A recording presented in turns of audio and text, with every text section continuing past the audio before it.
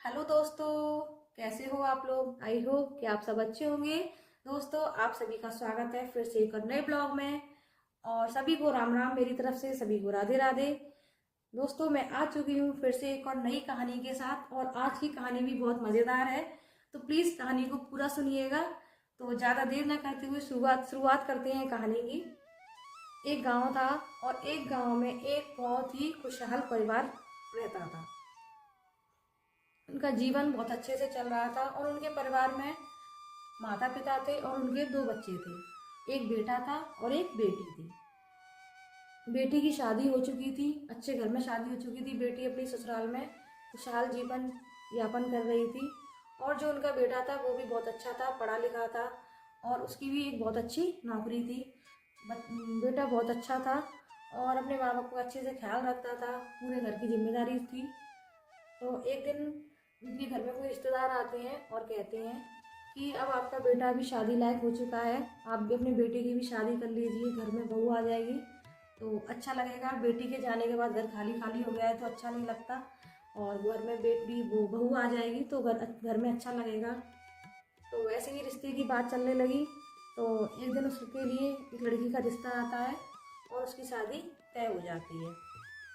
शादी तय हो जाती है, फिर कुछ महीनों बाद ही दोनों की शादी हो जाती है और घर में बहू आ जाती है। तो घर में बहू को आए हुए कुछ ज़्यादा दिन भी नहीं हुए थे। तो उस बहू घर का काम कर रही थी। तो बहू घर का काम कर रही थी, काम करते करते उसका ध्यान थोड़ा सा अपने सास ससुर के कमरे की ओर चला गया। वहाँ उनके सास ससुर कुछ आपस में बातें कर रहे थे। तो उसने थोड़ा सा, जो मतलब कहते हैं ना कि धीरे धीरे कोई फुसफुसाता है तो अच्छे से सुनाई नहीं देता, तो वो लोग आपस में धीरे धीरे बातें कर रहे होंगे। तो लेकिन लेकिन फिर भी बहू ने थोड़ा सा ध्यान लगा के सुना। तो उसमें उसकी सास अपने अपने पति से, यानी कि सास ससुर से कह रही थी कि सुनिए, ये बहू है ना, बहू जो आई है हमें ना दूध में पानी मिला कर देती है, ऐसे कहने लगी। तो ये बात बहू ने सुन ली। तो वो कुछ, उसने कोई जवाब नहीं दिया, बस सुन के चुपचाप वो रह गई। फिर अगले दिन बहू ने क्या किया कि जो बर्तन होता है ना, भगोना या पतीला, पहले के टाइम में पतीलों में दूध गर्म किया जाता था। तो बहू ने क्या किया, वो पूरा किसी ने बहाने से वो पूरा पतीला उठाया और सास ससुर के कमरे में ले जाके रख दिया। मतलब वो वहाँ ले जाती थी किसी न किसी बहाने से, और उनके ही सामने ग्लास में दूध करती थी और उस पतीले में से, और दोनों को वहाँ से ही मतलब उनको पीने के लिए देती थी। फिर ऐसे ही चलता रहा। फिर कोई बात नहीं, सब कुछ अच्छे से चल ही रहा था। फिर एक दिन की बात है, बहू आंगन में कपड़े सुखा रही थी। आंगन में कपड़े सुखा रही थी और उसकी सास बाहर ही बरामदे में बैठी बैठी अपनी बेटी से फ़ोन पर बात कर रही थी। तो बात करते करते उसकी सास बोलने लगी अपनी बेटी से कि बहू, हमें तो सिर्फ दिखाने के लिए मतलब घी रोटियों पर लगाती है, अच्छे से घी से हमें मतलब खाने में अच्छे से घी नहीं डालती हमारे खाने में, खुद अकेले अकेले खा जाती है। तो ये बात भी बहू ने सुन ली, लेकिन उस बात को भी सुन के बहू ने भी कोई जवाब नहीं दिया।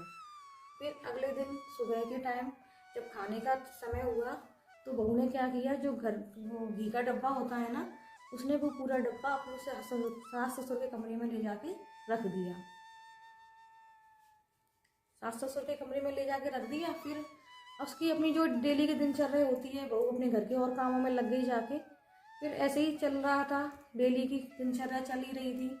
फिर एक दिन ऐसे ही बैठे बैठे उसको सुनाई दिया कि सास फिर अपने ससुर मतलब अपने पति से कह रही है, यानी कि ससुर जी से कह रही थी कि हमारा बेटा इतने सारे फल लेके आता है, हर मौसम के अनुसार मतलब इतने सारे फल लेके आता है, और बहू हमें कुछ ही फल खाने के लिए देती है और सारे फल खुद ही अकेले अकेले खा जाती है।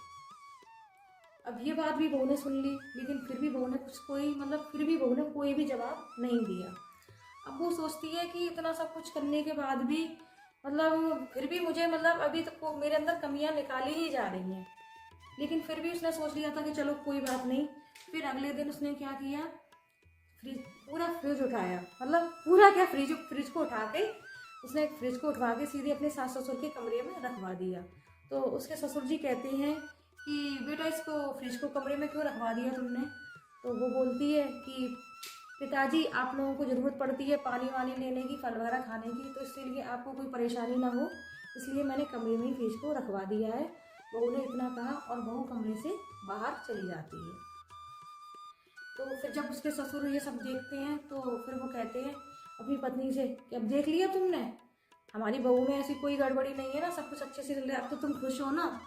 तो उसकी सास कहती है कि हाँ सब कुछ ठीक तो है, लेकिन फिर भी मुझे कहीं ना कोई गड़बड़ जरूर नज़र आ रही है, कहीं ना कहीं कुछ तो गलत है।